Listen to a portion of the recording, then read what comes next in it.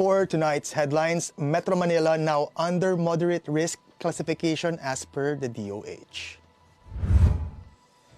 DILG welcomes state of calamity extension. Solon asks ERC to look into power supply hose.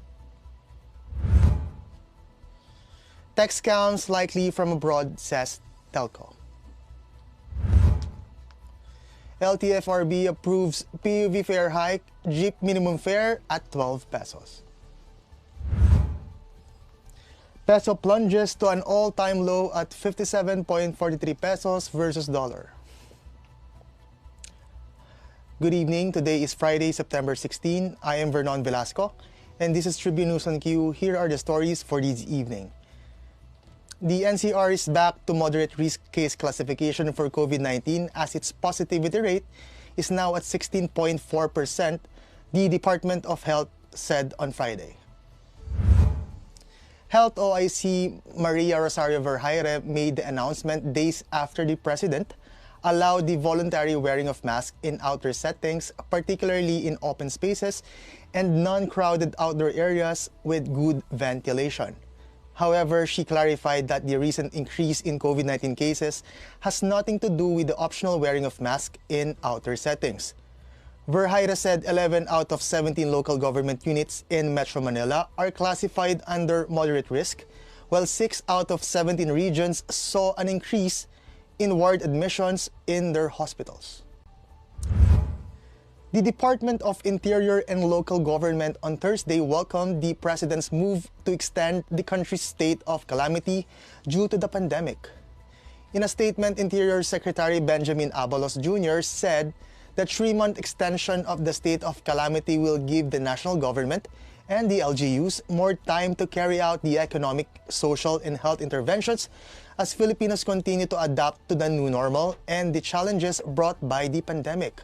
He also enjoined LGUs to utilize appropriate funds, including the Quick Response Fund, to address the immediate needs of their constituents and to speed up their COVID-19 vaccination and booster drive to strengthen our nation's wall of immunity, he says.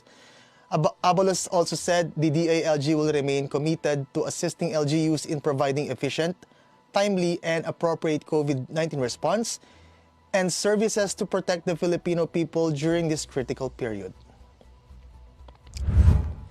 Senator Risa Hontiveros on Friday urged the Energy Regulatory Commission to review the program implementation of the private-owned NGCP for its failure to provide enough power supply that will affect almost 1 million households in Luzon.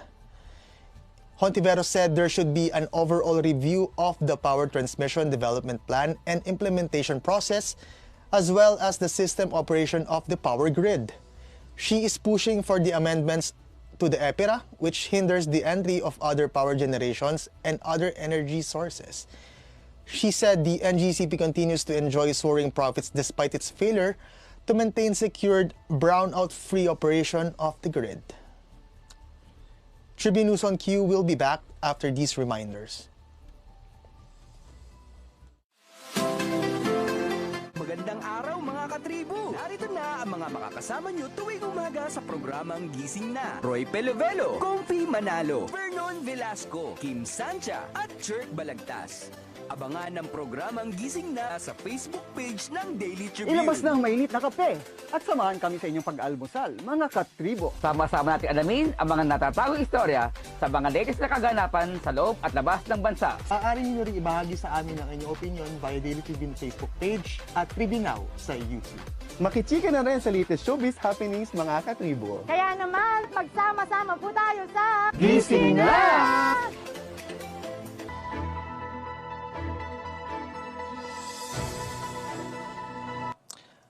Local telecommunications company Smart has disclosed that the increasing tech scams in the country are likely to be coming from overseas. PLDT Smart First Vice President and Chief Information Security Officer Angel Redoble said that these findings are the result of an initial investigation with the country's law enforcement agencies and state investigators. To help combat such cybercrimes, Smart is backing the proposed SIM card registration bill, recently approved on second reading by the House of Representatives, which would require SIM cards to be registered with a person's name and other personal information. In the meantime, local telecommunications companies have boosted their spam filtering and blocking capabilities and are working with the government to find the sources of and stop the proliferation of tech scams.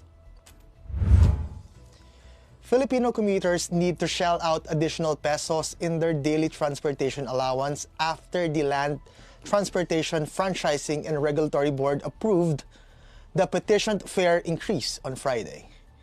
LTFRB approved the fare hike for traditional public utility jeepneys and modern public utility jeepneys, public utility buses, taxi and transport network vehicle service to help drivers and operators recover losses due to the COVID-19 pandemic and fuel price spikes. The LTFRB granted a 1 peso provisional increase for TPU and MPUJ for the first 4 kilometers effective October 4. The minimum fares for TPUJ will now be 12 pesos, while MPUJ will be 14 pesos. There will also be an additional fare of 30 centavos per succeeding kilometers for TPUJ and 40 centavos per succeeding kilometers for MPUJ. The agency also approved a 2 peso uniform base fare increase for city and provincial buses for the first 5 kilometers and the succeeding kilometer fare increase of 35 centavos to 50 centavos depending on the type of bus. After gaining slightly on Thursday, the Philippine Peso plunged to its lowest on Friday, closing at 57.43 pesos versus the United States dollar. Data from the Bankers Association of the Philippines said the latest record low had beaten the 57.18 pesos reported last September 8. The further strengthening of the US dollar against the Philippine peso was attributed to US Fed Chair Jerome Powell's statement of another big-time rate hike next week to tame the spiking inflation in the US. The US Fed is opting for a third straight 75 percentage point interest rate when it meets on 2021 September. On Thursday, the peso closed to 57.16 per dollar. That wraps up the stories tonight. Catch us again tomorrow only here at Daily Tribune's Facebook page. Again, this is Vernon Velasco and you are watching Tribune News on Q. Stay safe, stay healthy, and stay home. Good night and God bless. We would like to thank the following: Araneta, Pag-ibig, SM Supermall, Veteran, Divina Law Offices, ICTSI, Xlog, Globe, Kia, PLDT, Cherry, Tanawan, Prime Homes, RLC, Pure Gold, Meralco, and SM Retail.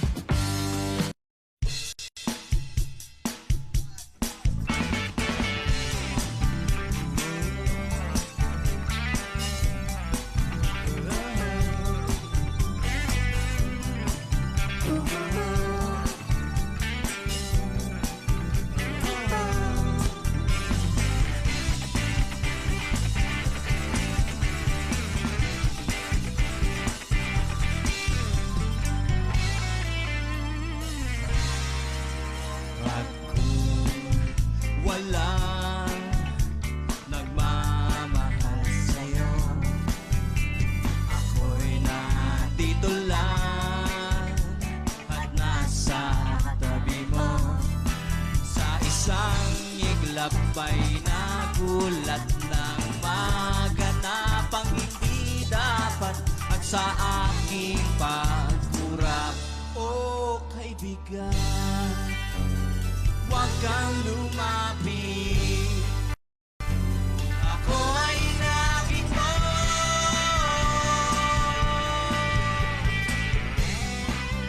Bigla na lang sinabi mo, huwag ka na lang umasa pa.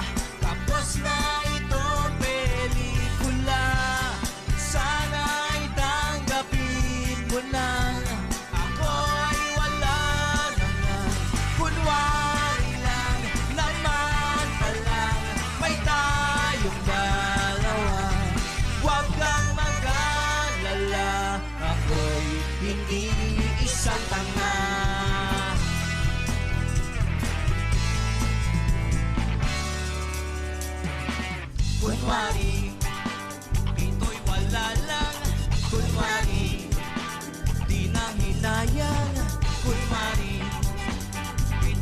tila lang kunwari di nang hinayang. Ngunit nakatanong kung bakit di mawagli kahit na sandali. Naniwala sa sinabi mo, huwag ka na lang umasa pa.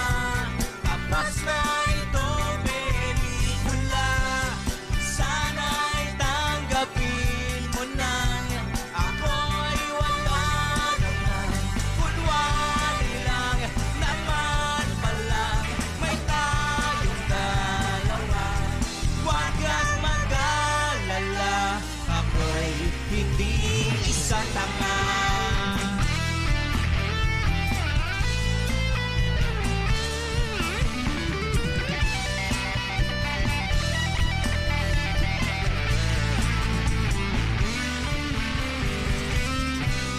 Huwag ka na lang umasa pa. Tapos na itong pelikula, sana'y tanggapin mo na. Ako'y wala na nga at darating ang araw na malilimutan ka. Huwag kang mag-alala, ako'y hindi isang tanga. Huwag kang mag-alala, ako'y hindi isang tanga. Huwag kang mag-alala, at kaya ko nang mag-isa. Huwag kang mag-alala, ako'y hindi isang tanga. Huwag kang mag-alala, ako'y hindi isang tanga.